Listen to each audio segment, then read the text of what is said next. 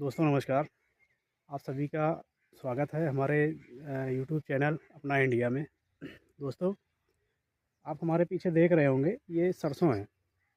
सरसों यानी कि लाही जो होती है, जिसका हम लोग तेल खाते हैं। तो ये वो पौधा है और आप देख रहे हैं कि इसमें बीज बनने लगे हैं। अभी ये फरवरी 18 फरवरी का समय है, अभी कुछ दिनों बाद ये पक जाएगी और ये कट जाएगी। तो आप देखिएगा कि ये जो सरसों है, जो हर घर में यूज़ होती है, हर व्यक्ति को ज़रूरत है इसकी। क्योंकि इसी से हमारे यहाँ भोजन बनता है और इससे हम लोग जो है सब्ज़ी वगैरह है, पूड़ी है, तमाम तरह से अन्न पकवान बनाए जाते हैं।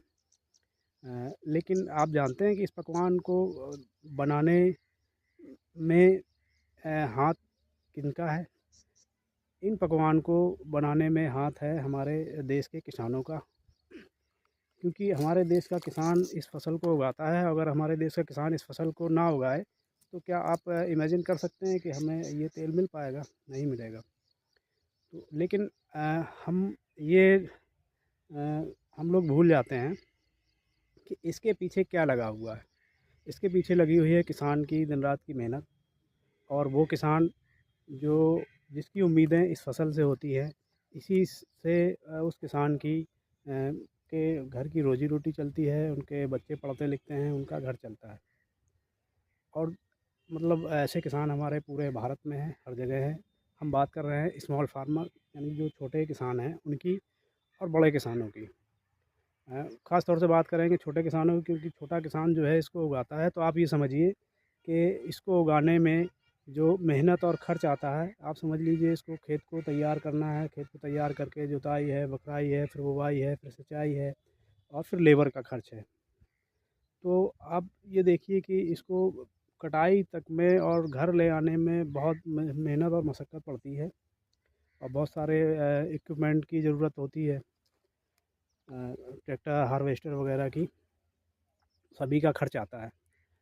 आप चाहे सिंचाई का खर्च ले लें, बीज का खर्च ले लें, खाद का खर्च ले लें, और इस मिट्टी की जुताई बखराई का खर्च ले लें, हर चीज़ में खर्च आता है। लेबर जो लगती है उसका भी खर्च आता है। लेकिन इसका बेनिफिट क्या किसान को मिलता है? हमारे देश का जो किसान है, जो स्मॉल फार्मर है, जिसके पास 2 बीघा, 4 बीघा, 1 बीघा, 6 बीघा जो ज़मीन है, तो कितना कमाता होगा? आप समझिए कि वो सालों भर मेहनत करता है और साल में एक फसल मिलती है सर्दियों की। उसी सर्दियों के फसल में सरसों है, और हमारा क्या कहते हैं, मटर है, और गेहूँ है। इस तरीके की कई फसलें मिलती हैं।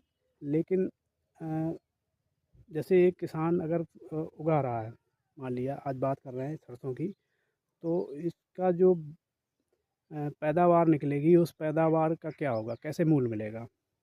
क्योंकि किसान इस अपने जो पैदावार है उसका मूल्य तो निर्धारित करता नहीं है। मूल्य निर्धारित होता है मार्केट के आधार पर। तो जब मार्केट का रेट होगा तो किसान को बेनिफिट कैसे मिलेगा?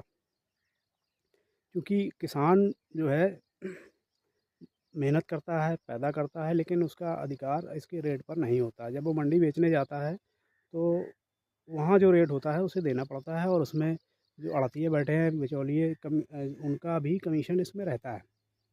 और तमाम तरह से वो तुलाई है, कहीं कुछ है, उसमें काट देते हैं उनका कुछ थोड़ा थोड़ा कम कर करके। तो उनको उसमें भी मतलब नुकसान होता है।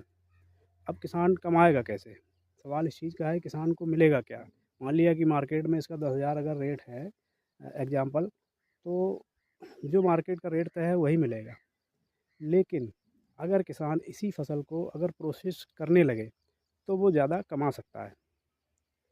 अब इसके लिए चाहिए थोड़ी सी ट्रेनिंग चाहिए, स्किल चाहिए, अब और कुछ साधन चाहिए। लेकिन हर किसान तो कर नहीं सकता। अब छोटा मोटा किसान तो नहीं कर सकता ना इसको, क्योंकि लेकिन हमारी सरकार कहती है कि किसानों को इतना अवेयर होना चाहिए कि वो कुछ ना कुछ जो है अपने उसके लिए कर सके। लेकिन किसान नहीं कर पाता है, तो किसान की कैसे आमदनी बढ़ेगी?